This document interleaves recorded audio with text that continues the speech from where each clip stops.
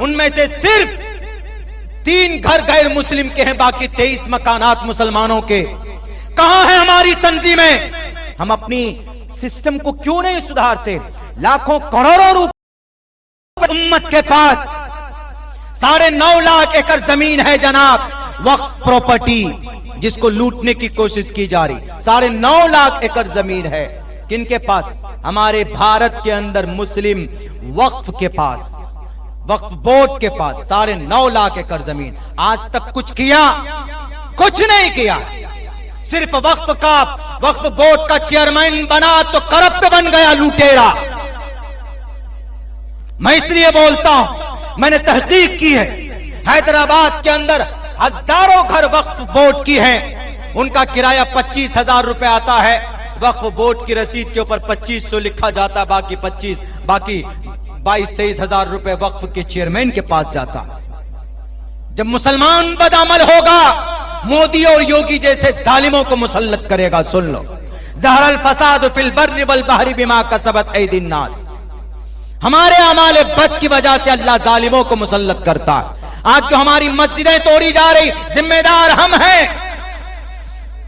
बहराइच के अंदर 23 मकानात के ऊपर बुलडोजर चलाने के लिए नोटिस चिपकाया गया, उनमें से सिर्फ 3 घर गैर मुस्लिम के हैं, बाकी 23 मकानात मुसलमानों के। कहां है हमारी तंजीमें? क्यों सो रही? आपके पास ताकत की कमी है? सिर्फ गद्दी के लिए लड़ोगे, सदर बनने के लिए लड़ोगे, सेक्रेटरी बनने के लिए लड़ोगे। कौम के लोगों के, कौम के बच्चों की पैरों में गोलियां मारी जा रही है, आपकी जुबान बंद हो जाती। जुल्म के खिलाफ बोलना सीखें हमारी तंजीम के लोग और हमारे दानिश्वर तबका। बुज़दिल बने बैठे हैं जना, कुछ नहीं कर रहे हैं। यही वक्फ के ऊपर जो बिल आ रहा है ना, ये हमारे करप्ट होने की वजह से इसके ऊपर बिल लाया जा रहा है। आपको नहीं मालूम है, महाराष्ट्र में सिर्फ 1 लाख एकड़ जमीन वक्फ बोर्ड के पास, वक्फ बोर्ड की 1 लाख, उन 1 लाख में से 70,000 एकड़ जमीन, 70,000 एकड़ जमीन गैरों के कब्जे में। 30,000 एकड़ जमीन वक्फ के पास है। लेकिन इन 30,000 एकड़ जमीन पर जो टावर गाड़े गए हैं ना, टावर, उन टावर से जो इनकम है वो सालाना 10 करोड़ रुपए है। बताइए, महाराष्ट्र के टोटल मुसलमानों के मसाइल, मिल्ली मसाइल, मदरसा हो, मस्जिद हो, मकतब हो, इन जगहों को चलाया जा सकता है कि नहीं जा सकता? वक्फ की प्रॉपर्टी से टोटल मदारिस चलाए जा सकते हैं। ऐसा ही था, वक्फ की ही प्रॉपर्टी से पहले जमाने में मदरसे चलते थे। वक्फ की प्रॉपर्टी से बहुत पैसे वक्फ के पास। 9.5 लाख एकड़ जमीन में से 4.5 लाख एकड़ जमीन तो वक्फ बोर्ड के पास रजिस्टर्ड है। पैसे आ रहे हैं तो पैसे आप कौन यूनिवर्सिटी क्यों नहीं बना रहे? मदरसों के हमारे उलमाए किराम को क्यों चंदा करना पड़ रहा है? हमारे इमाम को क्यों 100 रुपए 200 रुपए लोगों को जमा करना पड़ रहा है? पैसे कहां जा रहे हैं? सब खा खा के बैठ गए, कोई हिसाब नहीं, कोई किताब नहीं। इसीलिए अल्लाह तबारक व तआला ने कहा कि बहुत हो गया, बहुत लूटा है, आ जाओ जी अब हरकत में। अब कोशिश करो, ईमेल पे स्कैन करते रहो, लेकिन जब जालिम की बिगड़ती है नीयत तो कोई स्कैनर फिस्कैनर काम नहीं आएगा। देख लीजिएगा, इस बिल को रोकना बहुत आसान, बाएं हाथ का खेल। लोकसभा में मौजूदा सरकार की अक्सरियत है, राज्यसभा में तो उन पार्टियों की अक्सरियत है जिनको हम वोट डालते। 142 मेंबर है, किनको? अपोजिशन के। और राज्यसभा में जो मौजूदा सरकार है, जो पार्लियामेंट में ज्यादा है, लेकिन राज्यसभा में 102 ही है। वो रोक सकता है कि नहीं रोक सकता? ये लोग जिनको हम वोट करते हैं, शहादत देते हैं, लेकिन नहीं, एक ही थैली की चट्टे बट्टे हैं। ये चाहे तो रोका जा सकता, हमें स्कैन करने की जरूरत भी ना हो। सिर्फ इन लीडरों से जाकर ये कहें कि हमने आपको शहादत दी, हमने आपको गवाही दी।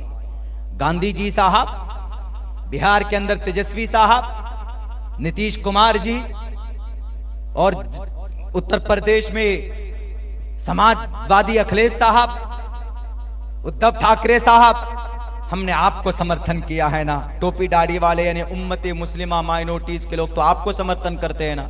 आप राज्यसभा में तो बिल को रोक सकते हो क्योंकि आपकी अक्सरियत है, लेकिन नहीं रोका जाता। क्यों? वो भी चाहते, बने कानून, चाहते तो रुक सकता था, रोका जा सकता था।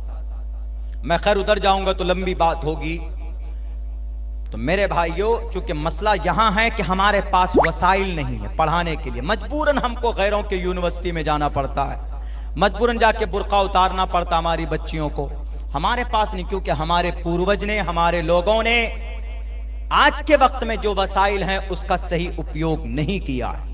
इसीलिए अल्लाह इन सब से पूछेगा कि भाई क्या किए पैसों का, कहां पर बर्बाद किए। तीसरे नंबर पर पूरी दुनिया में सबसे ज्यादा प्रॉपर्टी किसी वक्फ के पास है, किसी बोर्ड के पास है तो मुस्लिम वक्फ बोर्ड के पास। पूरी दुनिया में 30 वक्फ बोर्ड से हैं भारत के अंदर, किसी में छानबीन नहीं की गई, किसी पर कानून नहीं आया, सिर्फ मुस्लिम वक्फ बोर्ड के ऊपर क्यों कानून आया? समझते?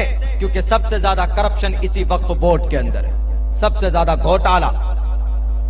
वक्फ बोर्ड का चेयरमैन बैठकर सिर्फ निगरानी कर सकता, उसको बेच नहीं सकता।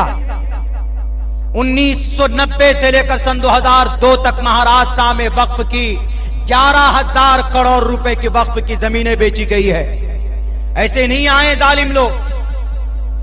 तालीम पर कोई मेहनत नहीं, वही मौलाना अब्दुल्ला मेहनत करेगा तो एक स्कूल चला सकता है अपनी मेहनत से। मुफ्ती अबूजर साहब मेहनत करेंगे, चंदा करेंगे तो कुछ बच्चों को एक छोटा सा इदारा चला सकते हैं बस। अल्लाह के नबी के जमाने में, खुलफा राशिदीन के जमाने में, ताबईन के जमाने में, तबे ताबईन के जमाने में चंदा नहीं होता था। सैकड़ों मदरसे चलते थे वक्फ की प्रॉपर्टी से।